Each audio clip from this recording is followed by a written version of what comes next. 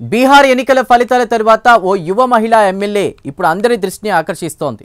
ఎందుకంటే అలీనగర్ అనే ముస్లిం డామినేషన్ ఉండేటువంటి సీటు నుండి పోటీ చేయడానికి ఎవరూ ముందుకు రాని తరుణంలో ఎంతో ధైర్యంగా మరెంతో సాహసంతో మైథిలి ఠాకూర్ అనే 25 ఏళ్ల యువతి తాను ఆ సీటు నుంచి పోటీ చేస్తానని ముందుకొచ్చింది. దీంతో బీజేపీ టికెట్ మీద పోటీ చేసిన మైథిలి తన ప్రత్యర్థి ఆర్జేడీకి చెందిన వినోద్ మిశ్రా మీద 11,730 ఓట్లతో విజయం సాధించింది. ఆ విధంగా బీహార్ అసెంబ్లీలో అతి పిన్న వయస్కురాలైన ఎమ్మెల్యేగా మైథిలి ఇప్పుడు దేశ ప్రజల దృష్టిని ఆకర్షిస్తున్నారు. మైథిలి ఠాకూర్ విజయం వల్ల ముస్లిం ఆధిక్యత కలిగిన నియోజకవర్గంలో బీజేపీ మొదటిసారి విజయం సాధించినట్లయింది.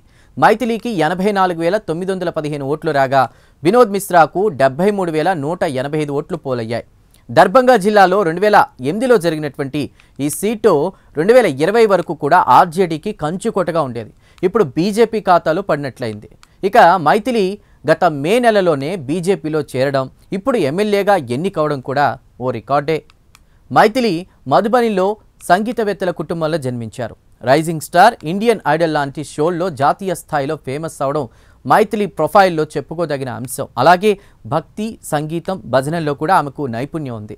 సోషల్ మీడియాలోనూ పెద్ద సంఖ్యలో ఫాలోవర్లను కలిగి ఉన్నారు ఆమె.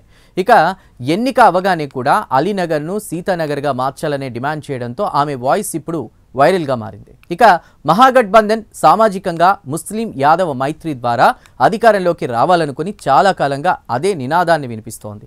ఈసారి ప్రధాని మోదీ కూడా ఎంవై అంటే మహిళా యూత్ అనేటువంటి నెరేటివ్ను తీసుకొచ్చి అద్భుతమైన విజయాలు రాబట్టారని అంటున్నారు విశ్లేషకులు. ఎన్డీఏ స్ట్రాటజీలో మహిళలకు, యువతరానికి పెద్దపీట వేసే క్రమంలో యువ ఎమ్మెల్యే ఇలా విజయం సాధించడం చర్చనీయాంశంగా మారింది.